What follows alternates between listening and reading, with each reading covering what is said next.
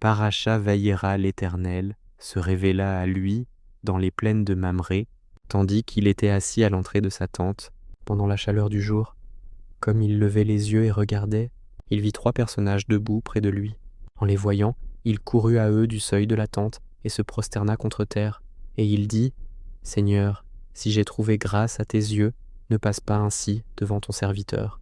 Qu'on aille quérir un peu d'eau, lavez vos pieds et reposez-vous sous cet arbre, je vais apporter une tranche de pain, vous réparerez vos forces, puis vous poursuivrez votre chemin, puisque aussi bien vous avez passé près de votre serviteur. » Ils répondirent, « Fais ainsi que tu as dit. » Abraham rentra en hâte dans sa tente, vers Sarah et dit, « Vite, prends 3 mesures de farine de pur froment, pétris-la et fais-en des gâteaux. » Puis Abraham courut au troupeau, choisit un veau tendre et gras et le donna au serviteur, qui se hâta de l'accommoder. Il prit de la crème et du lait, puis le veau qu'on avait préparé, et le leur servit. Il se tenait devant eux, sous l'arbre. Tandis qu'ils mangeaient, ils lui dirent, « Où est Sarah, ta femme ?» Il répondit, « Elle est dans la tente. » L'un d'eux reprit, « Certes, je reviendrai à toi à pareille époque, et voici, un fils sera né à Sarah, ton épouse. » Or, Sarah l'entendait à l'entrée de la tente, qui se trouvait derrière lui. Abraham et Sarah étaient vieux, avancés dans la vie. Le tribut périodique des femmes avait cessé pour Sarah. Sarah rit en elle-même, disant, « Flétrie par l'âge, ce bonheur me serait réservé, et mon époux est un vieillard. » Le Seigneur dit à Abraham, « Pourquoi Sarah a-t-elle ri, disant, « Eh quoi? En vérité j'enfanterai, âgé que je suis. Est-il rien d'impossible au Seigneur? Au temps fixé, à pareille époque, je te visiterai, et Sarah sera mère. » Sarah protesta en disant, « Je n'ai point ri, car elle avait peur. » Deux répondit, « Non pas, tu as ri. » Les hommes se levèrent et fixèrent leurs regards dans la direction de Sodome. Abraham les accompagna pour les reconduire. Or l'Éternel avait dit, « Tairai-je à Abraham ce que je veux faire? Abraham ne doit-il pas devenir une nation grande et puissante et une cause de bonheur pour toutes les nations de la terre? Si je l'ai distingué, c'est pour qu'il prescrive à ses fils et à sa maison après lui d'observer la voie de l'Éternel, en pratiquant la vertu et la justice, afin que l'Éternel accomplisse sur Abraham ce qu'il a déclaré à son égard. L'Éternel dit, « Comme le décrit de Sodome et de Gomorrhe est grand, comme leur perversité est excessive, je veux y descendre. Je veux voir si, comme la plainte en est venue jusqu'à moi, ils se sont livrés aux derniers excès. Si cela n'est pas, j'aviserai. » Les hommes quittèrent ce lieu et s'acheminèrent vers Sodome. Abraham était encore en présence du Seigneur. Abraham s'avança et dit, « Anéantirais-tu d'un même coup l'innocent avec le coupable? Peut-être y a-t-il 50 justes dans cette ville.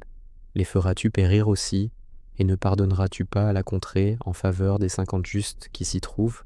Loin de toi d'agir ainsi, de frapper l'innocent avec le coupable, les traitant tous deux de même façon. Loin de toi.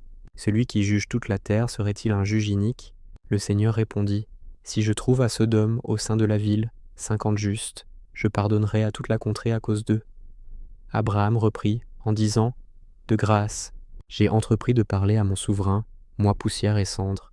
Peut-être à ces 50 justes en manquera-t-il 5?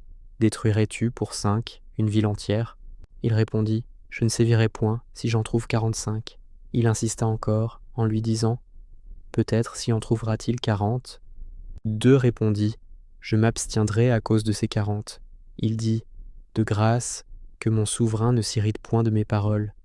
Peut-être s'en trouvera-t-il 30. » Deux répondit, « Je m'abstiendrai si j'en trouve 30. » Deux reprit, « De grâce, puisque j'ai osé parler à mon souverain, peut-être s'en trouvera-t-il 20. » Deux répondit, « Je renoncerai à détruire en faveur de ces 20. » Deux dit, « De grâce, que mon souverain ne s'irrite pas, je ne parlerai plus que cette fois. Peut-être s'en trouvera-t-il 10. » Deux répondit, « Je renoncerai à détruire en faveur de ces 10. » Le Seigneur disparut, lorsqu'il eut achevé de parler à Abraham. Et Abraham retourna à sa demeure. Les deux envoyés arrivèrent à Sodome le soir. Lot était assis à la porte de Sodome. À leur vue, il se leva au-devant d'eux et se prosterna la face contre terre. Il dit, « Ah! De grâce, mes seigneurs, venez dans la maison de votre serviteur. Passez-y la nuit, lavez vos pieds.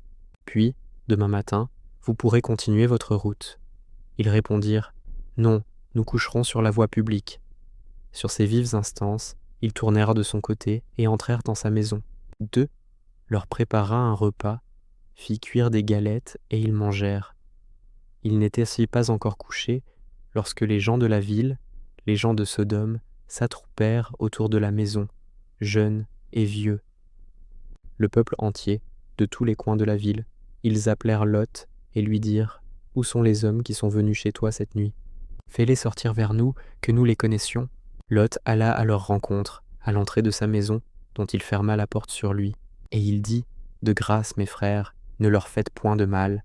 Écoutez, j'ai 2 filles qui n'ont pas encore connu d'homme. Je vais vous les amener. Faites-leur ce que bon vous semblera. Mais ces hommes, ne leur faites rien, car enfin, ils sont venus s'abriter sous mon toit. » Ils répondirent « Va-t'en loin d'ici. » Cet homme, ajoutèrent-ils, est venu séjourner ici, et maintenant, il se fait juge. Eh bien, nous te ferons plus de mal qu'à eux. Ils assaillirent Lot avec violence et s'avancèrent pour briser la porte. Les voyageurs étendirent la main, firent rentrer Lot dans la maison et fermèrent la porte. Et les hommes qui assiégeaient à l'entrée de la maison, ils les frappèrent d'éblouissements, petits et grands, qui se fatiguèrent à chercher l'entrée. Les voyageurs dirent à Lot, « Quiconque des tiens est encore ici, un gendre, tes fils, tes filles, tout ce que tu as dans cette ville, fais-les sortir d'ici, car nous allons détruire cette contrée. La clameur contre elle a été grande devant le Seigneur, et le Seigneur nous a donné mission de la détruire. » Lot sortit, alla parler à ses gendres, époux de ses filles, et dit, « Venez, abandonnez ce lieu, car l'Éternel va détruire la cité. » Mais il fut, aux yeux de ses gendres, comme un homme qui plaisante. Comme l'aube paraissait, les envoyés pressèrent Lot, en disant, « Debout, emmène ta femme et tes 2 filles ici présentes, si tu ne veux point périr pour les crimes de cette ville. » Comme il tardait, ces hommes le prirent par la main, ainsi que sa femme et ses 2 filles, l'Éternel voulant l'épargner. Ils l'emmenèrent et le laissèrent hors de la ville. Lorsqu'il les eut le conduit dehors, l'un d'eux lui dit, « Songe à sauver ta vie, ne regarde pas en arrière et ne t'arrête pas dans toute cette région. Fuis vers la montagne, de crainte de périr. » Lot leur répondit, « Oh, non, mes seigneurs, certes, déjà ton serviteur a trouvé grâce à tes yeux, et tu m'as accordé une grande faveur en me conservant la vie. Mais moi, je ne saurais fuir jusque sur la montagne. Le fléau m'atteindrait auparavant, et je mourrais. Vois plutôt, cette ville-ci est assez proche pour que je m'y réfugie, et elle est peu importante. Puissé-je donc y fuir, vu son peu d'importance, et y avoir la vie sauve ?» Dieu lui répondit, « Eh bien, je te favoriserai encore en ceci, en ne bouleversant point la ville dont tu parles. Hâte-toi, cours-y, car je ne puis agir que tu n'y sois arrivé. Voilà pourquoi l'on a appelé cette ville Soar. » Le soleil avait paru sur la terre lorsque Lot arriva à Soar. L'Éternel fit pleuvoir sur Sodome et sur Gomorrhe du soufre et du feu. L'Éternel lui-même, du haut des cieux, qui détruisit ces villes, toute la plaine, tous les habitants de ces villes et la végétation du sol.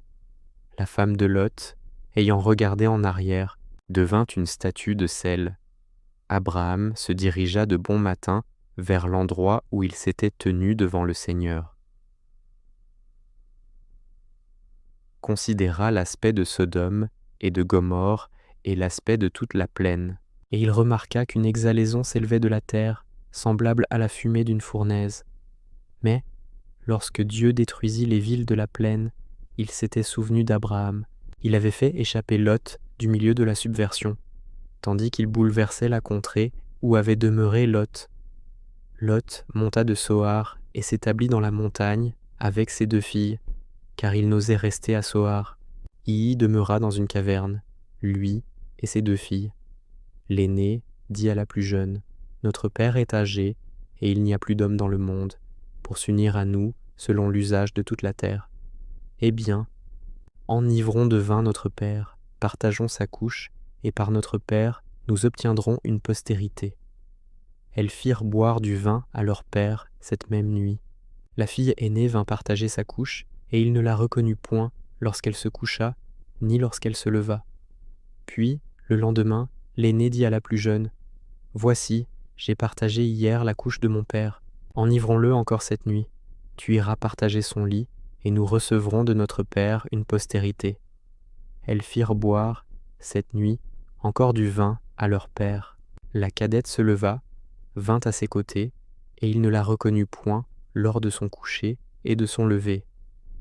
Les 2 filles de Lot conçurent du fait de leur père. La première eut un fils qu'elle appela Moab. Ce fut le père des Moabites qui subsistent aujourd'hui. La seconde, elle aussi, enfanta un fils et le nomma Ben-Ami. Ce fut le père des Ammonites qui subsistent aujourd'hui. Abraham quitta ce lieu pour la contrée du Midi. Il s'établit entre Kadès et Shur et séjourna à Guérar. Abraham disait de Sarah, sa femme, « Elle est ma sœur ». Abimélec, roi de Guérar, envoya prendre Sarah. Le Seigneur visita Abimélec dans un songe nocturne et lui dit « Tu vas mourir à cause de cette femme que tu as prise et qui est en puissance de mari. » Or, Abimélec n'avait pas approché d'elle. Dieu dit « Seigneur, frapperais-tu donc aussi un peuple innocent ? Quoi ? Ne m'a-t-il pas dit « Elle est ma sœur ?» Et elle aussi, a dit « Dieu est mon frère. » C'est avec un cœur innocent et des mains pures que j'ai agi ainsi. Dieu lui répondit dans le songe, « Moi aussi je savais que tu avais agi ainsi dans la simplicité de ton cœur, et j'ai voulu, de mon côté, te préserver de m'offenser. Aussi ne t'ai-je pas permis d'approcher d'elle, et maintenant, restitue l'épouse de cet homme, car il est prophète. Il priera pour toi, et tu vivras. Que si tu ne la rends pas, sache que tu mourras, toi et tous les tiens. » Abimélec se leva de bonne heure, appela tous ses serviteurs, et leur fit entendre toutes ces choses. Ces hommes furent fort effrayés. Abimélec manda Abraham et lui dit, « Que nous as-tu fait? Et qu'avais-je commis envers toi, pour que tu exposasses moi et mon royaume à un péché grave? Tu as fait à mon égard des choses qui ne doivent point se faire. » Abimélec dit encore à Abraham, « Qu'avais-tu en vue en agissant de la sorte? » Abraham répondit, « C'est que je pensais, pour peu que la crainte de Dieu ne règne pas dans ce pays, ils me tueront à cause de ma femme. Et d'ailleurs, de fait, elle est ma sœur, la fille de mon père, mais non la fille de ma mère, et elle m'appartient comme épouse. Or, lorsque Dieu me fit errer loin de la maison de mon père, je lui dis, voici la grâce que tu me feras. Dans tous les lieux où nous irons, dis que je suis ton frère. » Abimélec choisit des pièces de menu et de gros bétail, des esclaves mâles et femelles, en fit présent à Abraham, et lui restitua Sarah son épouse. Et il lui dit, « Voici mon territoire devant toi, établis-toi où bon te semblera. » Et à Sarah il dit, « Voici, j'ai donné 1000 pièces d'argent à ton parent, certes. Il est pour toi comme un voile contre quiconque t'approcherait. Tous, tu peux les regarder en face. » Abraham intercéda auprès de Dieu, qui guérit Abimélec, sa femme et ses servantes, de sorte qu'elles purent enfanter, car Dieu avait fermé toute matrice dans la maison d'Abimélec à cause de Sarah, épouse d'Abraham. Or, l'Éternel s'était souvenu de Sarah, comme il l'avait dit, et il fit à Sarah ainsi qu'il l'avait annoncé. Sarah conçut et enfanta un fils à Abraham, quoique âgé, à l'époque précise où Dieu l'avait promis. Abraham nomma le fils qui venait de lui naître, que Sarah lui avait donné, Isaac. Abraham circoncit Isaac, son fils, à l'âge de 8 jours, comme Dieu le lui avait ordonné. Or, Abraham était âgé de 100 ans, lorsqu'Isaac son fils vint au monde. Sarah dit, « Dieu m'a donné une félicité, et quiconque la prendra me félicitera. » Elle dit encore, « Qui eût dit à Abraham que Sarah allaiterait des enfants? Eh bien, j'ai donné un fils à sa vieillesse. L'enfant grandit, il fut sevré. Abraham fit un grand festin le jour où l'on sevra Isaac. Sarah vit le fils d'Agar l'Égyptienne, que celle-ci avait enfanté à Abraham, se livrer à des railleries. Et elle dit à Abraham, « Renvoie cet esclave et son fils, car le fils de cet esclave n'héritera point avec mon fils. » Avec Isaac, la chose des plus forts à Abraham, à cause de son fils. Mais Dieu dit à Abraham, « Ne sois pas mécontent au sujet de cet enfant et de ton esclave. Pour tout ce que Sarah te dit, obéis à sa voix, car c'est la postérité d'Isaac qui portera ton nom. Mais le fils de cet esclave aussi, je le ferai devenir une nation, parce qu'il est ta progéniture. » Abraham se leva de bon matin, prit du pain et une outre pleine d'eau, les remit à Agar en les lui posant sur l'épaule, ainsi que l'enfant, et la renvoya. Elle s'en alla et s'égara dans le désert de Bir-Shava. Quand l'eau de l'outre fut épuisée, elle abandonna l'enfant au pied d'un arbre. Il alla s'asseoir du côté opposé, à la distance d'un trait d'arc, en se disant, je ne veux pas voir mourir cet enfant. » Et ainsi assise du côté opposé, elle éleva la voix et pleura. Dieu entendit le gémissement de l'enfant. Un messager du Seigneur appela Agar du haut des cieux et lui dit « Qu'as-tu, Agar ? Sois sans crainte, car Dieu a entendu la voix de l'enfant s'élever de l'endroit où il gît. Relève-toi, reprends cet enfant et soutiens-le de la main, car je ferai de lui une grande nation. » Le Seigneur lui dessilla les yeux, et elle aperçut une source. Elle y alla, emplit l'outre d'eau, et donna à boire à l'enfant. Dieu fut avec cet enfant, et il grandit. Il demeura dans le désert, et devint tireur à l'arc. Habita le désert de Pharan, et sa mère lui choisit une femme du pays d'Égypte. Arriva, dans le même temps, qu'Abimélec, accompagné de Picol, chef de son armée, dit à Abraham, « Dieu est avec toi dans tout ce que tu entreprends. Et maintenant, jure-moi par ce Dieu que tu ne seras infidèle, ni à moi, ni à mes enfants, ni à ma postérité, que, comme j'ai bien agi à ton égard, ainsi tu agiras envers moi et envers le pays où tu es venu séjourner. » Abraham répondit, « Je veux le jurer. » Or, Abraham avait fait des reproches à Abimélec au sujet d'un puits dont les gens d'Abimélec s'étaient emparés, et Abimélec avait répondu, « Je ne sais qui a commis cette action. Toi-même, tu ne m'en avais pas instruit, et moi, je l'ignorais avant ce jour. » Abraham prit du menu et du gros bétail qu'il remit à Abimélec, et ils conclurent mutuellement une alliance, Abraham ayant rangé à part 7 brebis de ce bétail. Abimélec dit à Abraham, « Que signifient ces 7 brebis que tu as mises à part ?» Il répondit, « C'est que tu dois recevoir de ma main 7 brebis, comme témoignage que j'ai creusé ce puits. » Aussi appela-t-on cet endroit Bir-Shava, car là ils jurèrent l'un et l'autre. Lorsqu'ils eurent contracté alliance à Bir-Shava, Abimélec se leva, ainsi que Picol son général d'armée, et ils s'en retournèrent au pays des Philistins. Abraham planta un bouquet d'arbres à Bir-Shava et y proclama le Seigneur, Dieu éternel. Abraham habita longtemps encore dans le pays des Philistins. Il arriva, après ces faits, que Dieu éprouva Abraham. Dieu lui dit, Abraham. Dieu répondit, me voici. Dieu reprit, prends ton fils unique, celui que tu aimes, Isaac. Achemine-toi vers la terre de Moria, et là offre-le en holocauste sur une montagne que je te désignerai. Abraham se leva de bonne heure, sangla son âne, emmena ses 2 serviteurs, et Isaac, son fils, et ayant fendu le bois du sacrifice, il se mit en chemin pour le lieu que lui avait indiqué le Seigneur. Le 3e jour, Abraham, levant les yeux, aperçut l'endroit dans le lointain. Abraham dit à ses serviteurs, « Tenez-vous ici avec l'âne. Moi et le jeune homme, nous irons jusque là-bas. Nous nous prosternerons et nous reviendrons vers vous. » Abraham prit le bois du sacrifice, le chargea sur Isaac son fils, prit en main le feu et le couteau, et ils allèrent tous 2 ensemble. Isaac, s'adressant à Abraham son père, dit, « Mon père. » Il répondit, « Me voici mon fils. » Dieu reprit, « Voici le feu et le bois, mais où est l'agneau de l'Holocauste ?» Abraham répondit, « Dieu choisira lui-même l'agneau de l'Holocauste, mon fils. » Et ils allèrent tous 2 ensemble. Ils arrivèrent à l'endroit que Dieu lui avait indiqué. Abraham y construisit un autel, disposa le bois, lia Isaac son fils et le plaça sur l'autel, par-dessus le bois. Abraham étendit la main et saisit le couteau pour immoler son fils. Mais un envoyé du Seigneur l'appela du haut du ciel en disant, « Abraham, Abraham. » Dieu répondit, « Me voici. » Dieu reprit, « Ne porte pas la main sur ce jeune homme, ne lui fais aucun mal, car désormais j'ai constaté que tu honores Dieu, toi qui ne m'as pas refusé ton fils unique. » Abraham, levant les yeux, remarqua qu'un bélier, derrière lui, s'était embarrassé les cornes dans un buisson. Abraham alla prendre ce bélier et l'offrit en holocauste à la place de son fils. Abraham dénomma cet endroit Adonai Yireh, d'où l'on dit aujourd'hui « Sur le mont d'Adonai Yerae ». L'envoyé de l'Éternel appela une seconde fois Abraham du haut du ciel et dit « Je jure par moi-même, a dit l'Éternel, que parce que tu as agi ainsi, parce que tu n'as point épargné ton enfant, ton fils unique, je te comblerai de mes faveurs.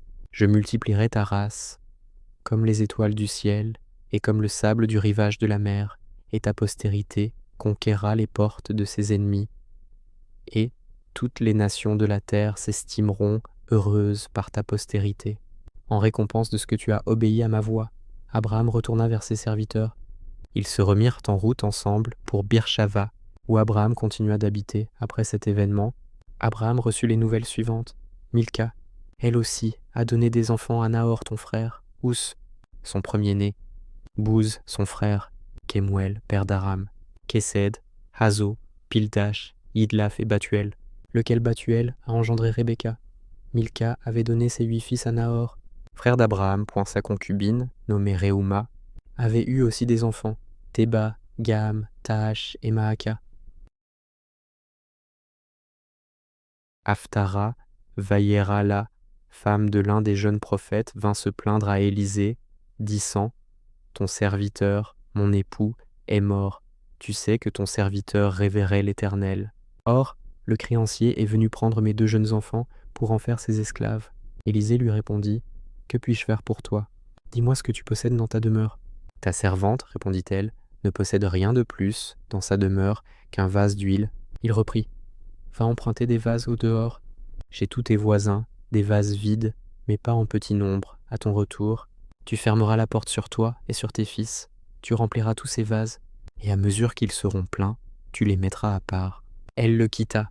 Elle ferma la porte sur elle et sur ses fils. Ils lui présentèrent les vases, et elle y versa l'huile. Puis, lorsque les vases furent remplis, elle dit à son fils, « Avance-moi encore un vase. »« Il n'y a plus de vase, » répondit-il, et l'huile tarit. Elle vint l'annoncer à l'homme de Dieu qui dit, « Va vendre cette huile et paie ta dette. Puis, toi et tes fils, vous vivrez avec le surplus. » Il arriva, un jour, qu'Élisée se rendit à Sunam. Là vivait une femme de distinction, qui le pressa de manger chez elle. Depuis, chaque fois qu'il passait par cette ville, c'est là qu'il entrait pour manger. Elle dit à son époux, « Certes, je sais que c'est un homme de Dieu, un saint, cet homme qui nous visite toujours. Préparons, je te prie, une petite cellule avec des murs et plaçons-y pour son usage lit, table, siège et flambeau. Lorsqu'il viendra chez nous, il pourra s'y retirer. » Or, un jour, passant par là, il se retira dans la cellule et y coucha. Et il dit à Géhazi, son serviteur, « Appelle cette Sunamite. » Il l'appela, et elle se présenta devant lui. Il lui avait dit, « Parle ainsi à cette femme. Puisque tu t'es donné pour nous tout ce trouble, que faut-il faire en ta faveur? Y a-t-il à s'employer pour toi auprès du roi ou du général d'armée ?» Elle répondit, « Je vis tranquille au milieu de mes concitoyens. » Il reprit, « Que faire pour elle ?» Géhazi repartit, « Mais elle n'a point de fils, et son époux est un vieillard. » Il dit, « Appelle-la. » Il l'appela, et elle se présenta sur le seuil. Il lui dit, « À pareille époque, au retour de cette saison, tu presseras un fils dans tes bras. » Elle répondit, « Ah, mon Seigneur, homme de Dieu, ne trompe pas ta servante. » Cette femme conçut, et elle mit au monde un fils à pareille époque, au retour de la même saison, ainsi que l'avait dit Élisée. L'enfant grandit. Or un jour, il était allé trouver son père auprès des moissonneurs. Il cria à son père, « Ma tête, ma tête !» Celui-ci dit au serviteur, « Porte-le chez sa mère. » Il l'emporta et le remit à sa mère. Il resta dans son giron jusqu'à midi et mourut. Alors elle monta, le plaça sur le lit de l'homme de Dieu, ferma sur lui la porte et sortit. Elle manda son époux et lui dit, « Envoie-moi, je te prie, un serviteur avec une ânesse. Je cours chez l'homme de Dieu et je reviens. » Il répondit, « Pourquoi vas-tu chez lui aujourd'hui? Il n'y a point de néoménie, point de fête. » Elle repartit, « Sois tranquille. » Fin selon le rite séfarade, elle sella l'ânesse et dit à son serviteur, « Conduis toujours et n'arrête ma course que lorsque je te l'ordonnerai. » Elle voyagea ainsi et parvint jusqu'à l'homme de Dieu, au mont Carmel. L'apercevant de loin, l'homme de Dieu dit à Géhazi, son serviteur, « Voici la Sunamite. » Orsa court à sa rencontre et dit-lui, « Es-tu en paix? Ton époux est-il en paix? En paix, l'enfant ?» Elle répondit, « En paix. » Arrivée près de l'homme de Dieu, sur la montagne, elle embrassa ses pieds. Géhazi se disposait à la repousser, mais l'homme de Dieu dit, « Laisse-la, car son âme est contristée. L'Éternel m'en a caché la cause, il ne me l'a pas révélée. » Elle dit, « Est-ce que j'avais demandé un fils à mon Seigneur? N'ai-je pas dit, ne m'abuse point? » Il dit à Géhazi, « Saint terrain, prends mon bâton dans ta main et pars. Si tu rencontres quelqu'un, ne le salue pas. Si quelqu'un te salue, ne lui réponds point. Tu poseras mon bâton sur la face de l'enfant. La mère de l'enfant s'écria « Par l'Éternel et par ta propre vie si je te quitte ». Il se leva et la suivit. Géasi les avait devancés. Il avait posé le bâton sur le visage de l'enfant, mais pas un souffle, pas un mouvement. Il retourna à la rencontre du prophète et lui dit « L'enfant n'est pas revenu à lui ». Élisée entra dans la chambre, et il vit l'enfant inanimé, étendu sur son lit. Il alla fermer la porte sur eux deux, puis invoqua le Seigneur. Il monta sur le lit, se coucha sur l'enfant, appliqua sa bouche sur sa bouche, ses yeux sur ses yeux, ses mains sur les siennes, et resta étendu sur lui. La chaleur revint dans les membres de l'enfant. Élisée quitta le lit, parcourut la chambre en long et en large, s'étendit de nouveau sur l'enfant. Celui-ci éternua par cette fois et rouvrit les yeux. Le prophète appela Géasi et dit « Appelle cette Sunamite ». Il l'appela, elle vint à lui, et il dit « Emporte ton fils ». Elle vint tomber à ses pieds et se prosterna contre terre. Puis elle prit son fils et se retira.